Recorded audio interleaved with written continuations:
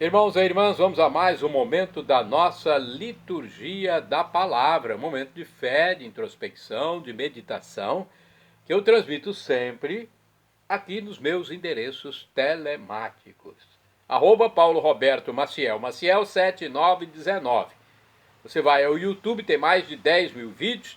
Pode também digitar Paulo Roberto Maciel, e vai ao Facebook, blog, Instagram. Neste vídeo, a liturgia da Igreja Católica Apostólica Romana em todo o mundo, referente ao dia 23 de julho de 2024, terça-feira, 16ª semana do tempo comum, no ano B, em que se dá ênfase ao Evangelho de São Marcos. A cor litúrgica é verde, no rito temos a missa à escolha. Pode ser, e o ofício do dia, né? Mas pode ser também uma missa em memória facultativa a Santa Brígida religiosa. Aí, no caso, a cor dos paramentos litúrgicos é branca. Ok? Então, existe essa possibilidade. Vai depender do presidente da celebração. Então, vamos à liturgia de 23 de julho de 2024, antífona da entrada. Quem me protege e me ampara é meu Deus. É o Senhor quem sustenta a minha vida. Quero oferecer-vos o meu sacrifício de coração e muita alegria. É o Salmo 53, versículos 6º e 8º. Vamos agora à oração da coleta. Coloque suas intenções. Senhor, sede propício a vossos fiéis e benigno, multiplicai neles os dons da vossa graça, para que, fervorosos na fé, esperança e caridade, perseverem sempre vigilantes na observância dos vossos mandamentos. Por nosso Senhor Jesus Cristo, vosso Filho, que é Deus, e convosco vive e reina por todos os séculos dos séculos. Assim seja. Primeira leitura, leitura da profecia de Miqueias, capítulo 7, versículos do 14 ao 15, 18 ao 20. Apacenta o teu povo com o cajado da autoridade, o rebanho de tua propriedade, os habitantes dispersos pela mata e pelos campos cultivados. Que eles desfrutem a terra de Bazã e Galaade, como nos velhos tempos. E como foi nos dias em que nos fizeste sair do Egito, fazei-nos ver novos prodígios. Qual Deus existe como tu, que apagas a iniquidade e esqueces o pecado daqueles que são resto de tua propriedade? Ele não guarda rancor para sempre.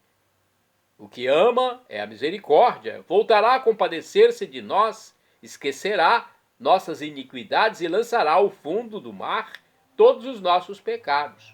Tu manterás fidelidade a Jacó e terás compaixão de Abraão, como juraste a nossos pais desde tempos remotos. Palavra do Senhor, graças a Deus. Vamos ao salmo de resposta, o salmo responsorial. Salmo 84, na Bíblia de tradução da Septuaginta, ou 85, na Bíblia de tradução hebraica. Os versículos são estes: 2º ao 4º, 5º ao 6º, 7º ao 8º, refrão 8º-A. Mostrai-nos, ó Senhor, vossa bondade. Repitamos: mostrai-nos, ó Senhor, vossa bondade. Favorecestes, ó Senhor, a vossa terra, libertastes os cativos de Jacó, perdoastes o pecado ao vosso povo, encobristes toda a falta cometida, retirastes a ameaça que fizestes, acalmastes o furor de vossa ira. Mostrai-nos, ó Senhor, vossa bondade. Renovai-nos, nosso Deus e Salvador, esquecei a vossa mágoa contra nós. Ficareis eternamente irritado? Guardareis a vossa ira pelos séculos? Mostrai-nos, ó Senhor, vossa bondade. Não vireis restituir a nossa vida, para que em vós se rejubile o vosso povo? Mostrai-nos, ó Senhor, vossa bondade, concedei-nos também vossa salvação. Mostrai-nos, ó Senhor, vossa bondade. Repitamos, mostrai-nos, ó Senhor, vossa bondade. Agora vamos aclamar o Santo Evangelho com João 14, versículo 23, e depois proclamá-lo com Mateus 12, versículos do 46 ao 50. Aleluia, aleluia, aleluia, aleluia, aleluia, aleluia, aleluia, aleluia, aleluia, aleluia, aleluia. Quem me ama realmente guardará minha palavra, e meu Pai o amará, e a ele nós viremos. Aleluia, aleluia, aleluia, aleluia, aleluia, aleluia, aleluia, aleluia, aleluia, aleluia, aleluia. O Senhor esteja convosco, Ele está no meio de nós. Proclamação do Evangelho de Jesus Cristo, segundo São Mateus. Glória a vós, Senhor. Pelo sinal da Santa Cruz, livra-nos Deus, nosso Senhor, dos nossos inimigos. Naquele tempo, enquanto Jesus estava falando às multidões, sua mãe e seus irmãos ficaram do lado de fora, procurando falar com ele. Alguém disse a Jesus: olha, tua mãe e teus irmãos estão aí fora e querem falar contigo. Jesus perguntou àquele que tinha falado: quem é minha mãe e quem são meus irmãos? E estendendo a mão para os discípulos, Jesus disse: eis minha mãe e meus irmãos, pois todo aquele que faz a vontade do meu Pai, que está nos céus, esse é meu irmão, minha irmã e minha mãe. Palavra da salvação, glória a vós, Senhor. Vamos saber alguns detalhes sobre este evangelho, com explicações dos padres, dos religiosos, né? Mateus 12, versículos do 46 ao 50. Aqui no livro Palavra e Vida diz o seguinte: a família sempre procura proteger seus membros e trazê-los para casa quando lhes parece que algum deles escapa. Jesus havia saído de casa e tinha começado a dar o que falar.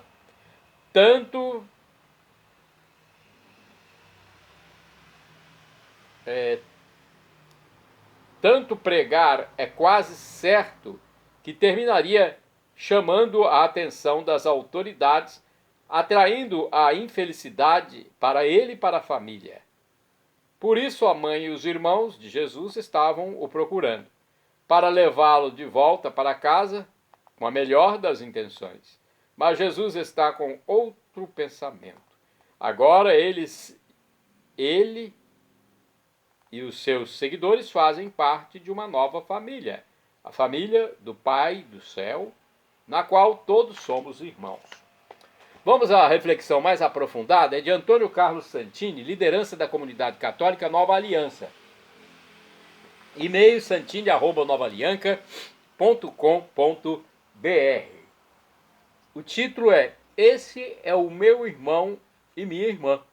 Assim começa Santini no seu escrito, baseado em Mateus 12, versículos do 46 ao 50. Uma leitura apressada ou deformada deste evangelho pode concluir que Jesus estaria depreciando sua mãe, a escolhida de Deus para a encarnação de seu filho. Nada disso. O conhecido pregador capuchinho, Frei Raniero Cantalamessa, agora cardeal da igreja, lembra que a maternidade divina de Maria se realiza em dois níveis, um nível físico e outro espiritual. Assim, Maria é Theotokos, mãe de Deus, não somente porque o trouxe fisicamente em seu seio sagrado, o primeiro sacrário da história, mas também por o ter concebido antes, pela fé, em seu próprio coração. É neste nível espiritual que nós, a igreja, geramos Cristo para o mundo.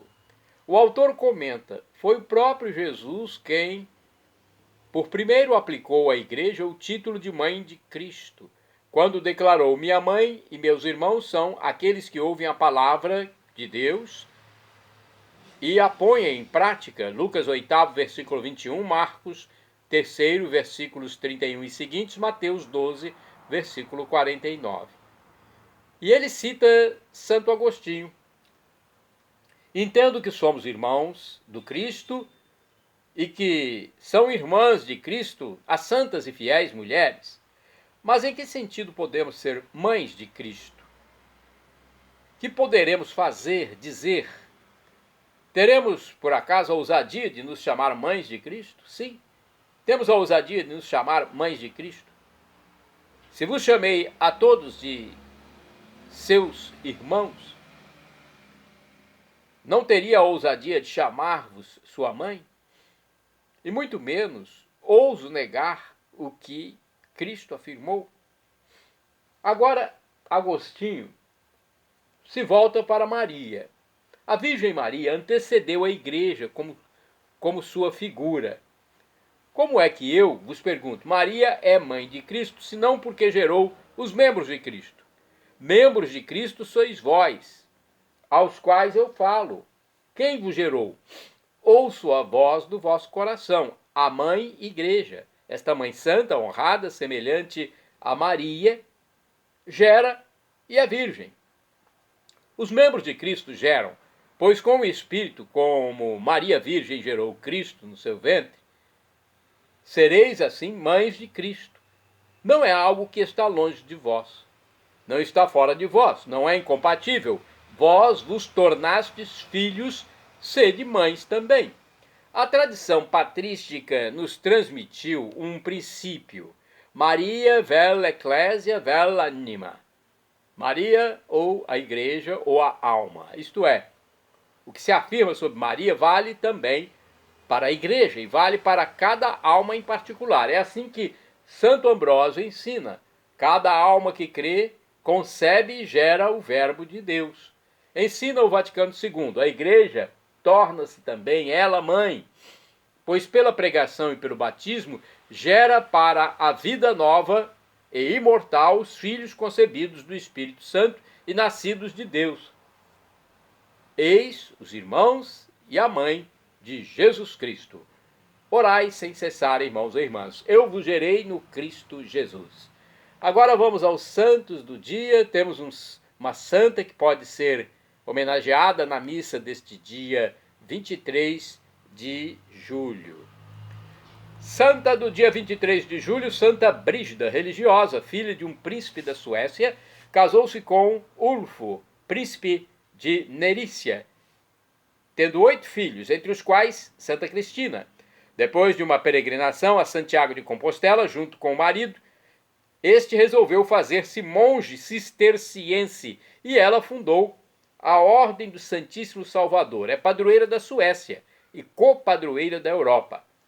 Conforme o site da Comunidade Católica Canção Nova, canonizada em 1391 por Bonifácio IX, Santa Brígida é a padroeira da Suécia. Em 1999 foi declarada também copadroeira da Europa por São João Paulo II. Brígida, quando criança, tinha certamente um caráter forte e decisivo. Pertencia a uma família aristocrática. Embora sentisse a vocação religiosa, aceitou casar-se com Ulf, o governador de um importante distrito do Reino da Suécia, a pedido de seu pai. A primeira parte de sua vida, marcada por uma grande fé, foi dedicada a um casamento feliz, do qual nasceram 8 filhos. Uma dentre eles, Catarina, que a seguiu até Roma, também foi canonizada. Junto com seu marido, adotou a regra das terciárias franciscanas e fundou um pequeno hospital. Guiada por um erudito religioso, estudou a Bíblia a ponto de ser apreciada por sua pedagogia. Por isso foi convocada pelo rei da Suécia para encaminhar a jovem rainha à cultura sueca. Após mais de 20 anos de casamento, seu marido faleceu. Assim começa a segunda parte de sua vida. Brígida fez uma escolha decisiva, despojou-se dos seus bens e foi viver no mosteiro cisterciense de Alvastra. Naquela época destacavam-se muitas experiências místicas, depois relatadas nos 8 livros das Revelações. Aqui também teve início a sua nova missão. Em 1349, Brígida foi a Roma para obter o reconhecimento de sua ordem dedicada ao Santíssimo Salvador, que deveria ser composta, segundo o seu desejo, de monjas e religiosas. Então decidiu estabelecer-se na Cidade Eterna, em uma casa na Praça Farnese, que ainda hoje é a sede da Cúria Geral das Brigidinas. porém sofria por causa dos maus costumes e da degradação generalizada da cidade, que ressentia muito pela ausência do Papa, que na época vivia em Avignon. O ponto alto de sua missão, como de Santa Catarina de Sena, sua contemporânea, era pedir ao Papa para voltar ao túmulo de Pedro. Seu único remorso foi o fato de o Papa não ter ficado definitivamente em Roma. Na verdade, em 1367, o Papa Urbano V tinha voltado, mas foi apenas por um breve período. Gregório XI estabeleceu-se definitivamente em Roma mais alguns anos depois da morte de Santa Brígida. Outro aspecto do forte compromisso de Brígida era a paz na Europa. Naquele tempo, as suas obras de caridade foram decisivas. Ela, que era nobre, vivia na pobreza a ponto de pedir esmolas nas portas das igrejas. Aquele também era um período de peregrinações a vários lugares da Itália, de Assis a Gargano. Enfim, a peregrinação das peregrinações à Terra Santa. Brígida tinha quase 70 anos, mas isso não influenciou seu desejo. O ponto central de sua experiência de fé, a paixão de Cristo, como também a Virgem Maria. Testemunhas disso foram o Rosário Brigidino e as orações ligadas às graças particulares prometidas por Jesus a ela, para quem os praticasse. Santa Brígida faleceu em Roma em 23 de julho de 1373.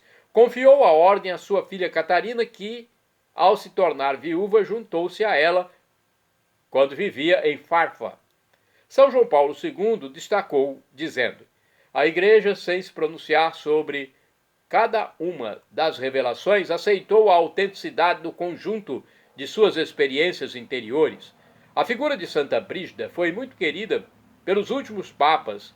Bento XVI, por exemplo, dedicou uma catequese durante a audiência geral. O Papa Francisco queria canonizar aquela que, no século XX, tinha renovado a Ordem do Santíssimo Salvador, Maria Elizabeth Hasselblad, dando-lhe um forte impulso ecumênico, tendo sempre em vista a busca de paz e unidade tão queridas por Brígida. Santo do dia 23, melhor dizendo, de julho, mais uma santa. Vamos saber da história. Aliás, é uma beata, né? Santa do dia 23 de julho, Beata Joana Virgem. Faleceu em 1306, foi religiosa das Irmãs da Penitência de São Domingos, em Orvieto, na Itália. Ardorosa devota da Paixão do Senhor. Ela, durante anos, restaurou a observância da regra dos conventos da Ordem do Carmo. Obteve do Papa Clemente V a ereção canônica da segunda e da terceira ordens carmelitanas. Santo do dia 23 de julho, Santo Ezequiel, foi profeta, censurou o povo eleito por suas infidelidades, profetizou a destruição de Jerusalém e a deportação para a Babilônia. Santo do dia 23 de julho, São João Cassiano, presbítero.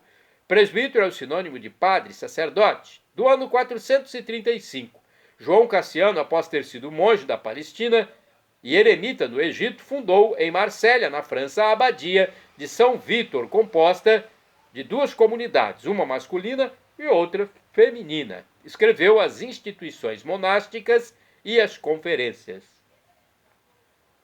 Santo do dia 23 de julho, São Valeriano de Simies, bispo, do ano 460.